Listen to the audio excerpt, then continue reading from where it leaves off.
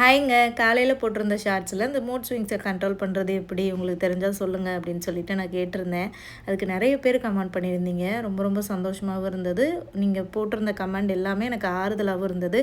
இன்னும் ஒரு சில பேர் வந்து எனக்கும் அப்படி தான் இருக்குது, என்ன பண்ணுறதுன்னு தெரியல அப்படின்னு சொல்லிட்டு என்கிட்டயே கேட்டிருந்தீங்க. ரொம்ப டிப்ரெஸ்டாக இருக்குது அப்படின்னா நீங்கள் வந்து டாக்டரை கன்சல்ட் பண்ணுங்கள். கைனகாலஜிஸ்ட்டை போய் கன்சல்ட் பண்ணுறது தான் பெட்டர். ஏன்னா டாக்டர் சொல்கிற விஷயங்களை ஃபாலோ பண்ணோன்னா அதுலேருந்து மீண்டு வர்றதுக்கு நமக்கு ஈஸியாக இருக்கும். இன்னும் ஒரு சில பேர் என்ன சொல்லியிருந்தீங்கன்னா, உங்களை நீங்களே என்கேஜாக வச்சுக்கோங்க, இதை பற்றி யோசிக்காதீங்கன்னு சொல்லியிருந்தீங்க.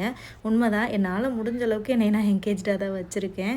ஸோ எல்லாத்தையுமே கடந்து போவோம் லைஃப்பில், எது நடந்தாலுமே அப்படின்ட்டு ஒரு கான்ஃபிடென்ட் தான் என் மனசுக்குள்ளே வந்தது. ஸோ இன்றைக்கி மதியம் வந்து கொழுக்கட்டை சாப்பிடணும் போல் ஆசையாக இருந்தது. மழையும் அப்படியே பெஞ்சிட்டே இருந்துச்சா, நல்லா சூடாக கொழுக்கட்டை அவிச்சு சாப்பிட்டுட்டு லஞ்சு முடிச்சுட்டு டெய்லி பசங்களுக்கு பாடம் தான் சொல்லி கொடுத்துட்ருக்கேன். நான் கூட படிக்கும்போது இவ்வளோ தான் படிக்கலை, இந்த பசங்களுக்கு டெய்லி பாடமாக தான் போய்ட்டு